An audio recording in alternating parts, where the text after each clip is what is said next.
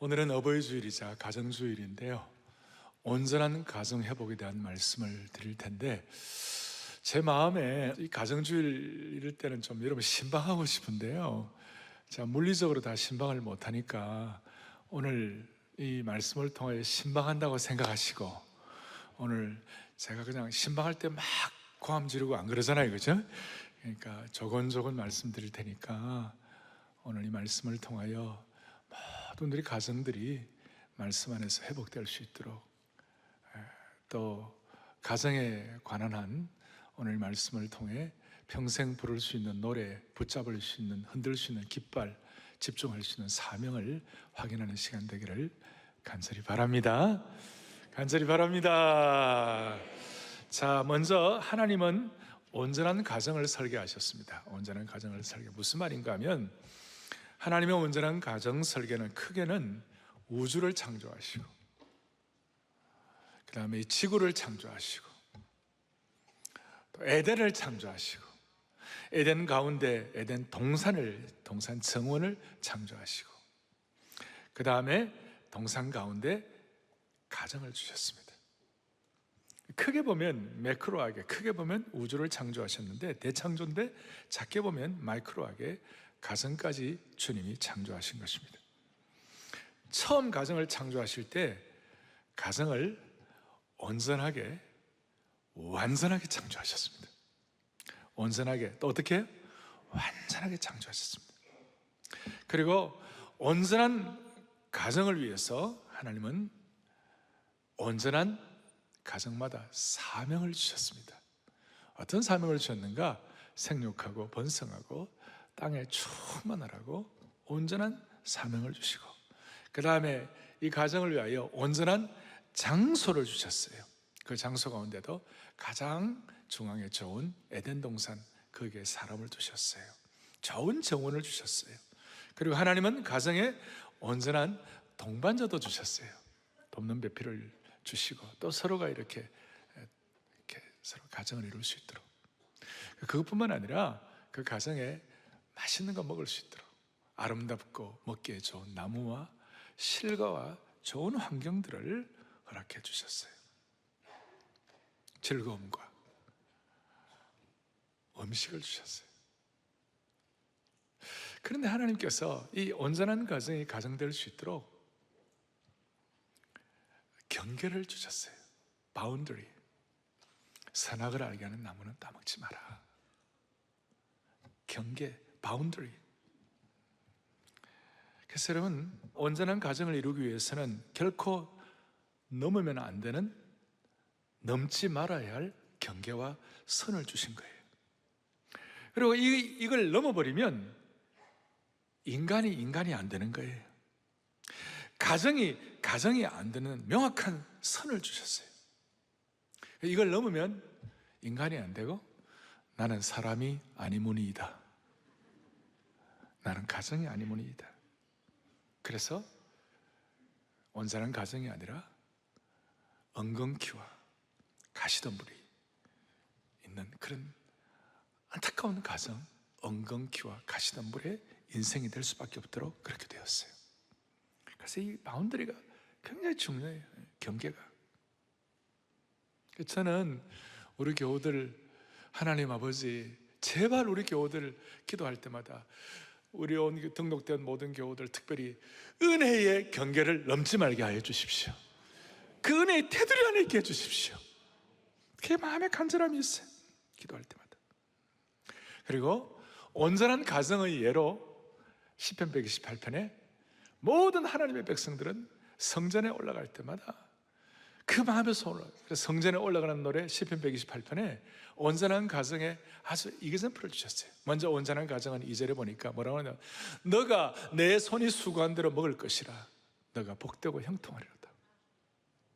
여러분, 요즘 우리가 내 손에 수고한 대로 먹지 못하는 그런 일들도 얼마나 많아요. 땀 흘리고 수고하는데 열매가 부실하고 그냥 어떤 결과가 좋지 아니하고 그런 일도 많이 있는데, 하나님께서 온전한 가정을 이룰 수 있도록 기도하면서 이렇게 하나님의 백성들이, 여러분들이 오늘 이 예배당에 나온 것도 사실 따지고 보면 은혜의 바운다리 안에 있는 것이에요.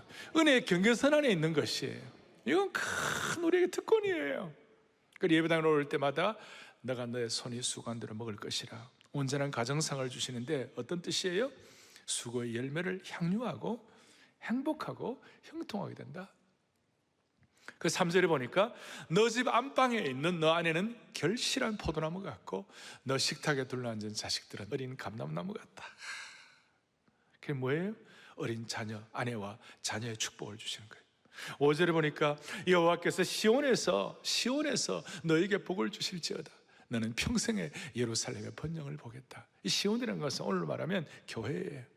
눈에 보이는 교회뿐만 아니라 눈에 보이는 모형교회는 우리 자신에게 평생에 복을 주실지라, 시온의 복을 주실지라. 할렐루야.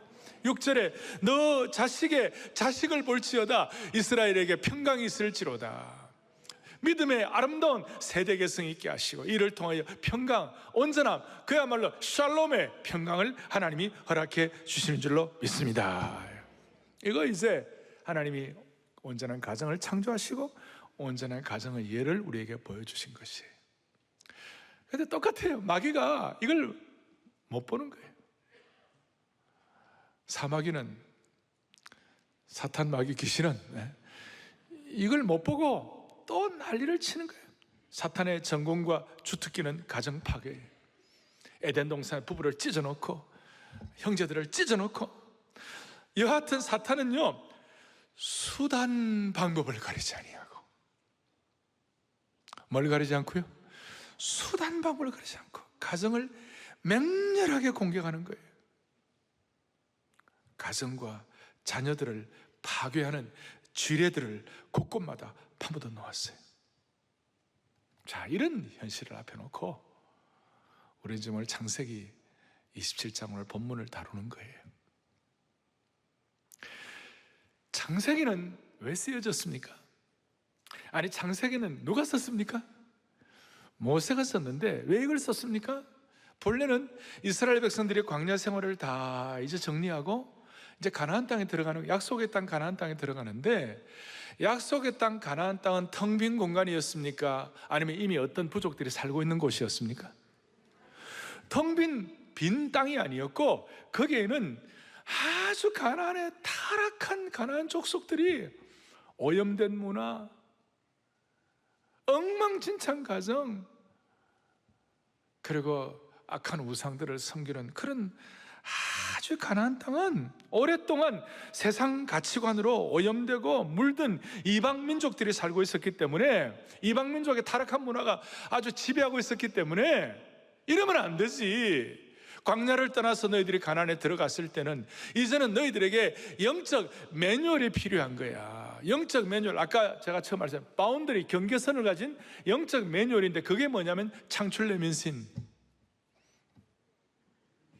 창세기, 출애굽기, 레위기, 민수기, 신명기, 토라, 오경을 주신 거예요. 이 오경이 하나의 가나안 땅의 타락한 문화 가운데서 어떤 식으로 이스라엘 백성이 하나님의 백성으로서 은혜의 바운더리에 살 수 있도록 그 지표, 지침, 매뉴얼을 주는 거예요. 그래서 오늘 27장도 그 중요한 매뉴얼 중에 하나예요. 그리고 이 매뉴얼은 오늘 특별히 27장에는요 하나님 잘 섬겨도 마귀가 이렇게 수단 방법을 내지 않고 공격을 하면 파괴가 될 수 있고 또 역기능 가정이 될 수가 있다는 것이에요. 그래서 이런 파괴되고 공격당하고 역기능의 가정을 통해 우리는 반면교사로 삼고, 오늘 말씀 가운데 사랑의 교회와 오늘 이 말씀을 듣는 모든 주의 권속들은 온전한 가정들로 회복되기를 소망합니다. 소망합니다. 자, 이제 우리 생각할 것은 뭐냐면 공략당한 가정이에요.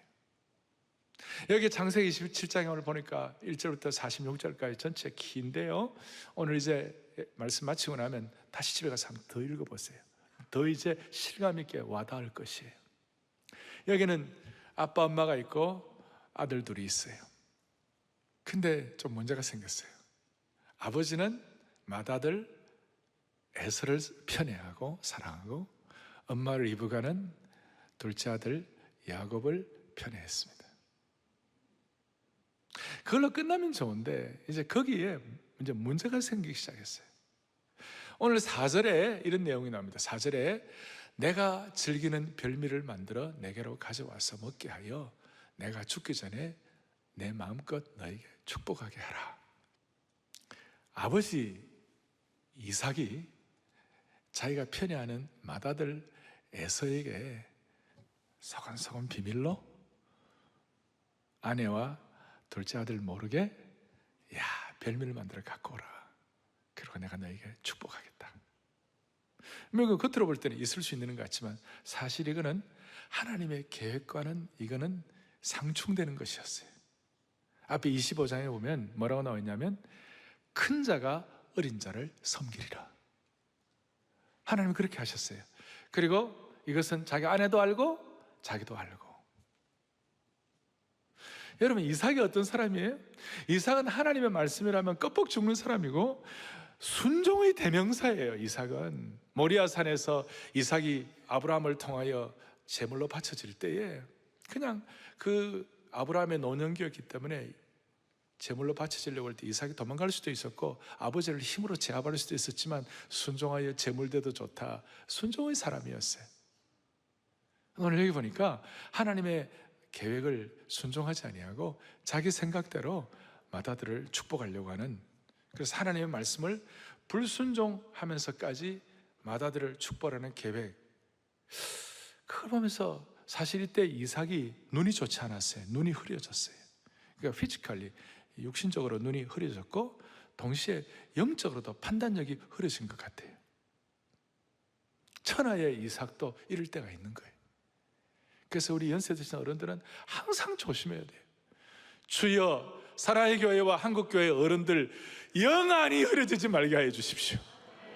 어른들 아버지들 분별력이 흐트러지지 말게 하여 주십시오. 나이가 들어가고 분별력이 흘러지면 그거로 끝나는 거예요. 온 집안에 어려움이 생기는 거예요. 그런데 이제 이삭이 이렇게 막 계획을 세웠는데 이 계획이 틀어져 버렸어요. 왜냐하면 비밀은 없어요. 거기에 누가 들었어요? 아내 리브가가 다 들었어요. 부자간의 얘기를 엿들었어요. 사랑하는 성도 여러분, 불순종할수록 비밀이 많이 생깁니다. 그리고 아내 리브가는 이삭의 계획을 야곱에게 얘기하고 남편 이삭을 속일 또 다른 계획을 꾸몄습니다. 그 계획이 뭐냐? 쭉 이제 오늘 말씀의 스토리예요. 이삭을 위하여 별미를 만들고 야곱이 음식을 갖고 가서 아버지에게 드리고 아버지에게 축복받게 하는 이제 그런 계획을 세우니까 야곱이 12절에 뭐라고 얘기하냐면 내가 아버지의 눈을 쏘기면 되겠냐고. 내가 아버지의 눈에 쏘기는 자로 보일지라 복은 고사하고 저주를 받을까 하나이다. 야곱이 이제 그런 얘기를 하는 거예요. 이야, 그 순간 리브가가 뭐라고 하냐? 야, 걱정하지 마. 엄마가 다 알아서 한다니까. 리브가가 완전히 강한 성격을 표출했습니다. 리브가의 성격을 요약하면 아주 강하고 또 계략이 풍부했어요. 한국 아줌마들처럼. 그리고 어리버리한 남편보다도 결단력이 있었어요. 한국 아줌마처럼. 여러분, 한국 아줌마 생각하니까 너무 기분 나쁘게 생각하지 마시기 바래요. 그러면 이모라고 그렇게 이모라고. 기가 차죠. 나를 쏘그린 자로 보면 어떡하면 됩니까? 그러니까 13절에 리브가가 이렇게 얘기했어요. 그 저주 내가 다 받겠다. 자식을 위해서는 엄마들 가운데 못할 게 뭐 있겠냐, 그런 분들 많잖아요. 그리고 에서가 나중에는 이제 화가 가라앉을 때까지 삼촌 집에 가 있으라. 그것도 다 리브가의 아이디어였어요. 그러니까 나름대로 계획을 세웠어요. 저는 이거 보면서 이스라엘 아줌마도 무섭고 한국 아줌마는 또 그렇다, 뭐 이렇게. 자, 야곱은 이걸 알면서도 엄마 찬스를 사용했어요. 엄마 찬스를. 겉으로는 마마보이처럼 보였지만 엄마가 압박을 가한 것도 있었고 또 한편 자신도 장자권의 축복을 너무나 간절히 원했기 때문에 목적을 위해서는 수단과 방법을 가리지를 않았습니다. 제가 지금 신방 설교하는 것처럼 초건초건하는 거예요. 그리고 아버지를 좀 속여도 괜찮다라고 아버지를 그렇게 이렇게 좀 약간 경외하는 마음이 약해졌어요. 그 다음 벌어지는 내용은 이 계획대로 다 되어가는 겁니다. 염소 새끼 가죽을 손과 목에 감싸고 별미를 마련해 가지고 아버지를 찾아갔어요. 근데 아버지가 낌새가 있어요. 소리가 에에에 이런 소리 나는 거예요.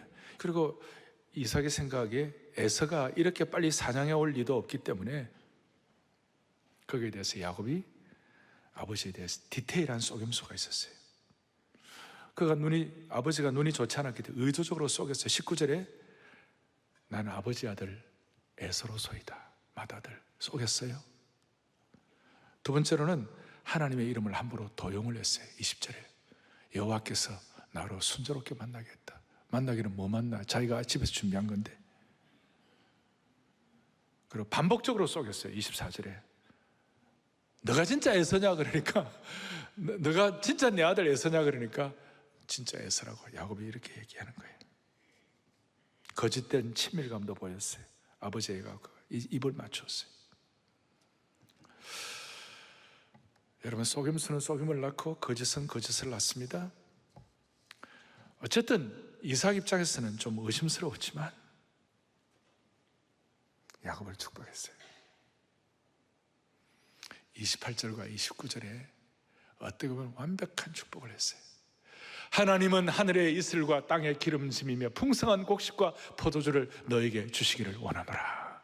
번성함과 모든 걸 주시고 29절에 만민이 너를 섬기고 열국이 내게 굴복하리니 땅의 민족의 조상이 되고 너가 형제들의 주가 되고 내 어머니의 아들들이 내게 굴복하게 되리라. 기가 막힌 축복, 평생 하나님의 강력한 보호하심 아래 있는 것을 축복합니다. 이 내용은 사실 하나님이 아브라함에게 축복한 내용이 그대로 이삭을 통하여 야곱을 축복하게 된 것입니다.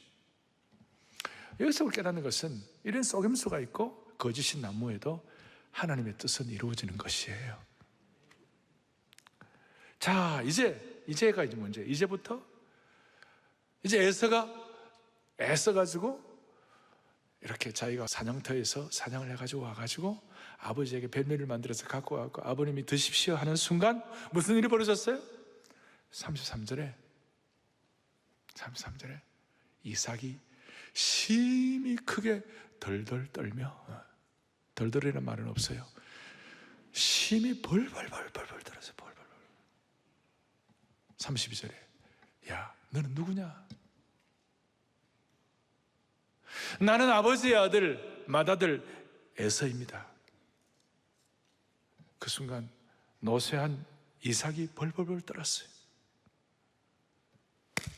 그리고 아버지 이삭이 야, 나는 한 번 한 축복은 취소할 수 없다.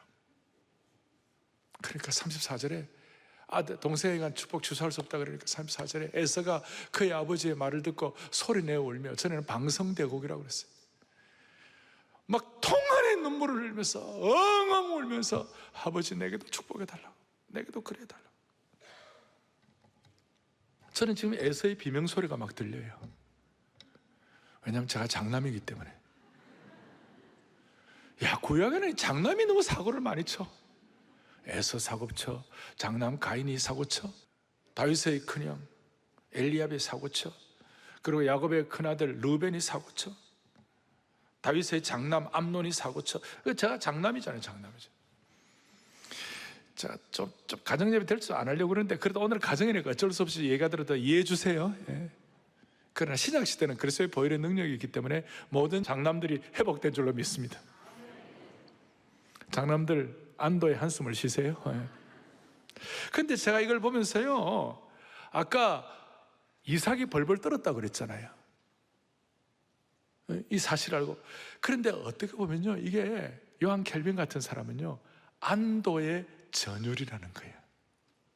자기가 불순종해가지고 에서를 축복하고 그런 애를 썼는데 내가 야곱을 축복하는 그 순간 안도의 전율을 느꼈다는 거예요. 해석이, 이게 깊은 해석이에요. 하나님께서 우리가 부족한 것이 많이 있어도 하여튼 오늘 이 말씀 가지고 여러분들이 잘 정리하시고 하나님이 여러분들에게 주시는 세미한 음성이 있을 것이에요. 내가 가정에 신방하듯이. 그래서 주님이 여러분들 각자에게 주시는 음성을 여러분들 붙잡으세요. 예, 붙잡으세요. 그럴 때 이제 이 이후에 41절에 오늘 여러분들 읽었습니다만은 뭐라고 그랬습니까? 41절에 에서가 아버지를 곡할 때가 가까웠습니다. 에서가 스스로 생각하는 거야. 아버지 죽을 때 가까웠으니까 내가 내 아우 야곱을 반드시 죽이리라. 그걸 어머니 레베카, 리브가가 알고 이러다가는 초상나겠다 싶어갖고 저 하란 라반의 집에, 삼촌 집에 가 있어라. 며칠만이라도 가 있어라. 내 영의 노가 풀리기까지 몇 날 동안 그와 함께 가 있어라. 근데 사실은 그런 속임 때문에 리브가는 평생 다시는 사랑하는 아들 야곱을 볼 수가 없었습니다. 이삭은, 조금 이렇게 전체 스토리를 정리하면, 이삭은 하나님의 계획을 불순종했고 야곱은 하나님보다 더 앞섰고 에서는 하나님의 섭리를 인정치 아니하고 막 살인하려고 그랬고 리브가는 속였고. 이런 내용들을 보면서 여러분 어떤 생각이 드세요? 오늘 이 말씀 초반에는 그래도 내 가정이 아빠 엄마 두 아들이 있었어요. 그런데 이런 오늘 상황을 끝내고 난 다음에 가족이 찢어지고 분열이 됐어요. 사탄의 공략으로 그 속임수와 부정의 무게를 이기지 못해 가정이 무너져 버렸어요. 이삭의 가정이 어떤 가정입니까? 그 영광스러운 족장 이삭의 가정이, 온전한 가정이 사탄의 파괴로 무너지는 것을 저희들이 목도한 것입니다. 그래서 이삭의 그 순종의, 모리아산의 순종의 영광스러움이 오늘 이 가정의 어려움으로 파괴되고 희석되는 느낌을 저희들이 갖는 것입니다. 야곱 본인의 입장에서는 원하는 장자권을 얻었지만 그만큼 치러야 할 대가가 많았습니다. 가정이 무너졌습니다. 그리고 본인은 무일푼 신세가 되었습니다. 본래 이삭은 족장으로 거부였습니다. 그 당시에 큰 부자였어요. 그런데 부모로부터 한 푼도 받지를 못했어요. 집도 없고 목숨 부지하기 위하여 도망자 신세가 되었어요. 형과는 완전히 파탄이 났어요. 사랑하는 어머니를 다시 보지 못하게 되었습니다. 중요한 핵심은 이거예요. 야곱은 속여서 본인이 원하는 장자권은 얻었지만 가족을 잃어버렸어요. 야곱은 올바른 가정상을 못 보았어요. 이 가정의 이력이 아버지 못 봤기 때문에 나중에 야곱의 가정도 4명의 아내와 12명의 아들들이 피 튀기는 싸움을 하고 그 가정의 그 역사가 그렇게 반복이 된 거예요. 물론 이제 나중에 결과는 또 대반전이 일어납니다. 그러나 오늘 우리는 이 사건들을 보면서 우리가 중요한 가정마다 교훈을 받아야 되는 것입니다. 무슨 교훈을 받아야 할 것인가? 이런 문제를 어떻게 해결할 것인가? 야곱이 뭘 잘못했는가? 속이고 뭐 이것만, 그거는 겉으로 들어가는 것이고 영적으로 볼 때 야곱이 뭘 잘못했는가? 야곱이 뭘 잘못했는가? 야곱의 잘못은 하나님의 때를 기다리지 못한 것이에요. 하나님의 때를 기다리지 않았어요. 사실 하나님은 야곱이 인간의 술수를 쓰지 않아도 하나님이 하셨을 거예요. 그런데 그걸 못 기다리는 그 인간은, 오죽했으면 다윗은 이걸 잘 알고 시편 37편에 뭐라고 얘기하느냐, 여호와 앞에 잠잠하고 참고 기다리라. 하나님의 때를 기다리지 않았기 때문에 오늘날도 우리 주위에 수많은 가정의 비극들이 나는 거예요. 하나님의 때를 기다리지 않았고, 나중에 다윗은 시편 101편 2절에 보니까 내가 완전한 길을 주목하오리니 주께서 어느 때나 내게 임하시겠나이까. 이것은 온전한 가정에 대해 정말 필요한 것은 뭐냐? 하나님의 때를 사모하고 하나님의 때를 기다리는 것이에요.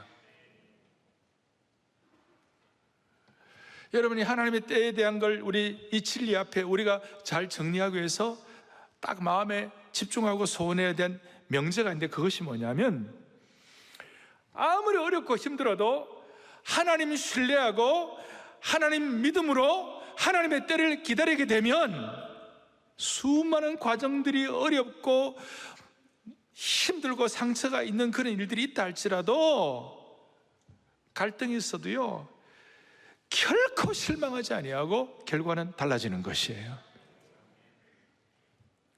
우리 주위에 세상적으로 자기 힘으로 잘 나가는 사람들 많이 있어요. 그러나 그런 분들이 아무리 많다 할지라도 우리는 하나님의 때를 기다리면 절대 실망하지 않고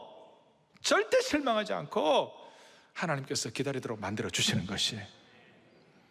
대신 내가 기다리지 않고 내가 먼저 액션을 취해가지고 설령 내가 원하는 것을 다 얻을 수 있다 하더라도 얻는 과정에서 너무나 소중한 것을 잃게 되는 것이에요. 내가 원하는 걸 다 얻어도요, 하나님의 때를 기다리지 않으면 너무나 소중한 것을 잃게 되는 거예요. 가정을 잃게 되고 자녀를 잃게 되는 거예요. 그래서 여러분들이 원하는 걸 얻으시겠어요? 아니, 여러분들을 얻기 위하여 자녀를 내놓으시겠어요? 가정을 내놓으시겠어요? 진짜 중요한 것을 희생하는 것은 어리석은 것이에요. 하나님의 때를 기다리지 못하고 내 생각에 이것이 인생의 지름길이라고 생각하고 막 달려보세요.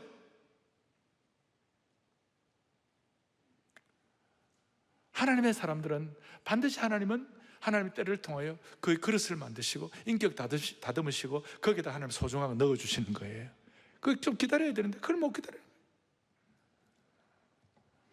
야곱은 자신의 생각대로 에서를 앞서려고 계획했다가 가족을 잃어버리는 안타까운 결과를 얻은 겁니다. 시편 106편 15절에 시편 기자는 뭐라고 말합니까? 그러므로 여호와께서는 그들이 요구한 것을 그들에게 다 주셨을지라도 그들의 영혼은 쇠약하게 하셨도다. 하나님의 때를 기다리지 못하고 자기 원하는 거 다 해도 결국은 그에게 너무 중요한 것을 잃어버리고 가정을 잃어버리고 자녀를 잃어버리고. 사랑하는 여러분, 하나님은 우리의 삶 가운데 하나님의 뜻을 이루기 위하여 하나님은 우리 도움이 필요하지 않아요. 하나님은 원하시면 언제든지 나를 축복할 수 있고, 하나님이 원하시면 언제든지 나를 높여줄 수 있고, 하나님은 원하시면 언제든지 우리 인생의 장자권을 주시는 것이에요. 하나님의 때를 위하여 하나님은 야곱의 도움이 필요한 것이 아니었어요. 그 리브가의 영악하고도 영특한 계획이 필요한 것이 아니었어요. 하나님은 하나님의 때에 필요하면 기적을 일으키시든지 상황을 바꾸시든지 이삭의 마음을 움직이시든지 어쨌든 간에 하나님의 뜻을 이루실 거예요. 정리를 하면 우리는 하나님의 때를 기다리는 훈련을 해야 돼요. 하나님의 때를. 가정과 개인에게 하나님의 뜻을 기다리는 훈련을 해야 돼요. 어떻게 해요? 주의 눈 앞에 하나님의 뜻이 하늘에서 이루어진 것처럼 주여 우리 가정에도 하나님의 뜻이 이루어지게 하여 주십시오. 우리 가정에도 하나님의 뜻이.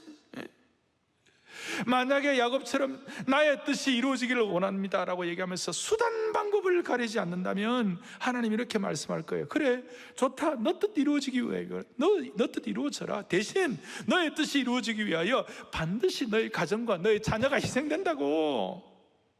어떻게 보면 두려운 말씀이에요.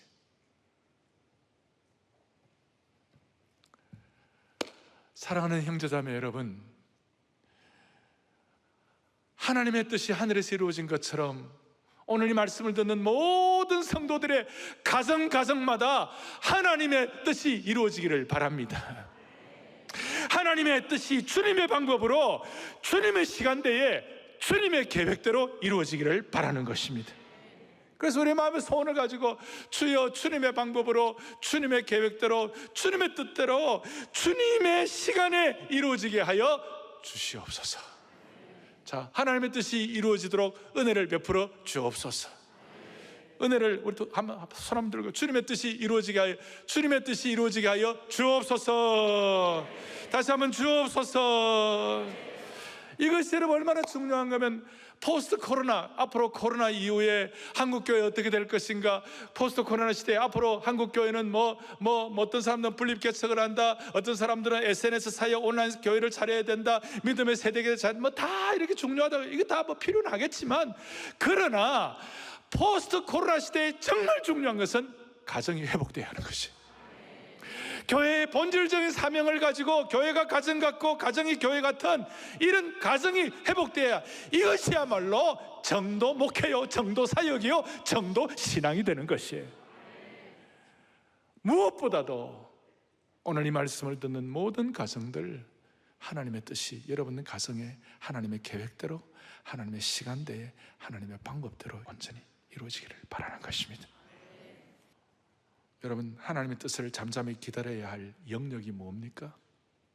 자녀들의 진로에 대한 우리의 계획, 자녀에 대한 교육 방법, 내 나름대로 생각하는 아내에 대한 기대치, 내 나름대로 생각하는 남편에 대한 기대치.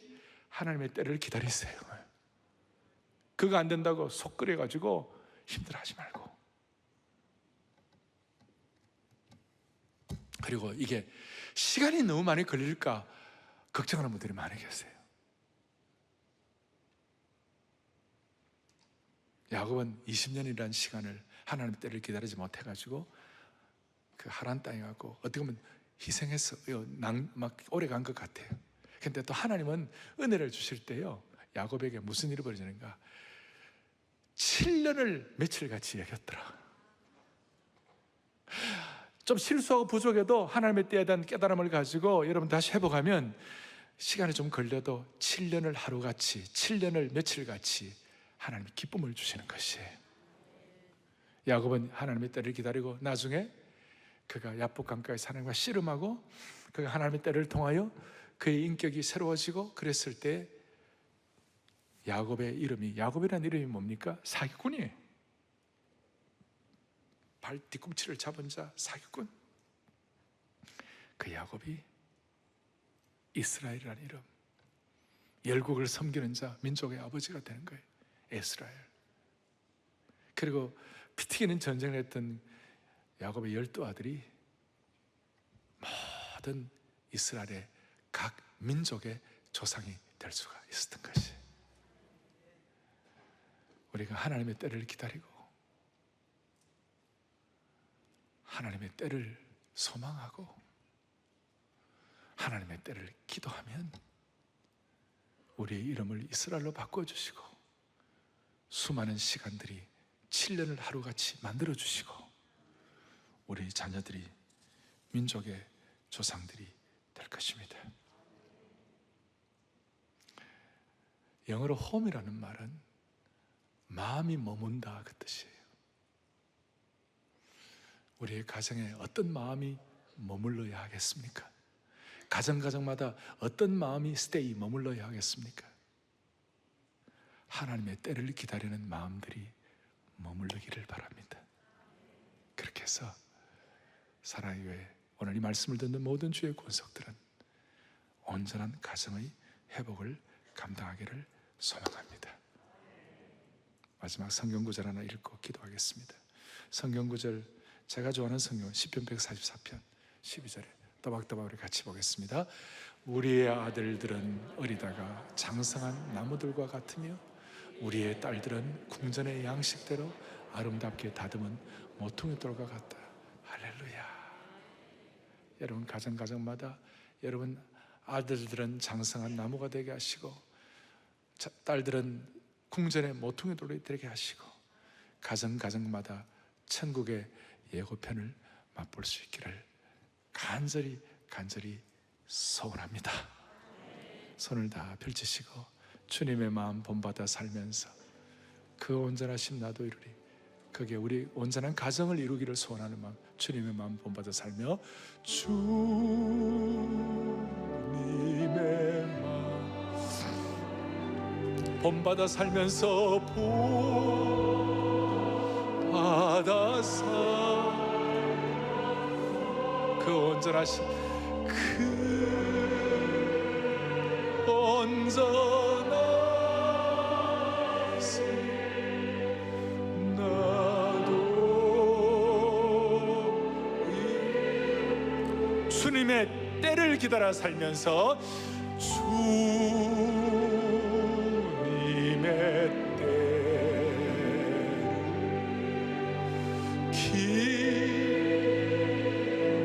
우리의 마음의 소원을 가지고 기도의 제목으로 하나님께 얹어놓으세요. 그 온전하심, 그 온전하심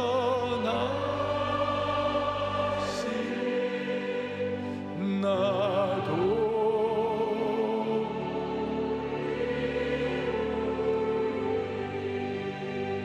오늘 제가 야곱의 가정사를 쭉 펼칠 때 우리 많은 성도들도 마음속에 지나간 가정의 삶의 역사가 파노라마처럼 지나갈 것이에요. 이제 그것은 지나간 걸로 족하고 주님의 때를 기다려 살면서 온전한 가정 나도 이루리. 할렐루야. 그렇게 우리가 2번 정도 소원하면서 곡조 있는 기도로 주님 올려놓으십시다. 주님의 때를 기다려 살면서 기다려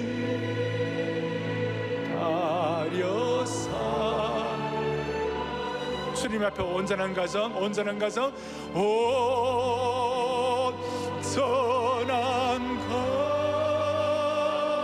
가정 나도 이루 기도하겠습니다. 하나님 아버지, 자비로우신 하나님 아버지, 하나님의 때를 기다리지 못해 일어났던 수많은 아픔과 어려움들 강물에 다 떠내려 보내게 하여 주시옵시고, 이제는 하나님의 뜻이 하늘에서 이루어진 것 같이 우리 모든 가정들마다 주님의 뜻을 이루는 가정으로 삼아 주시옵소서. 이 일을 위하여 참으로 하나님 앞에 온전한 가정에 대한 소원을 가지고 기도하고 엎드릴 때 우리의 가정의 자녀들은 궁전의 모퉁이 뜰이 되게 하시고 은혜의 장성한 나무들로 삼아 주옵소서. 할렐루야, 할렐루야. 우리 주 예수 그리스도를 받들어 간절히 기도 올리옵나이다. 아멘.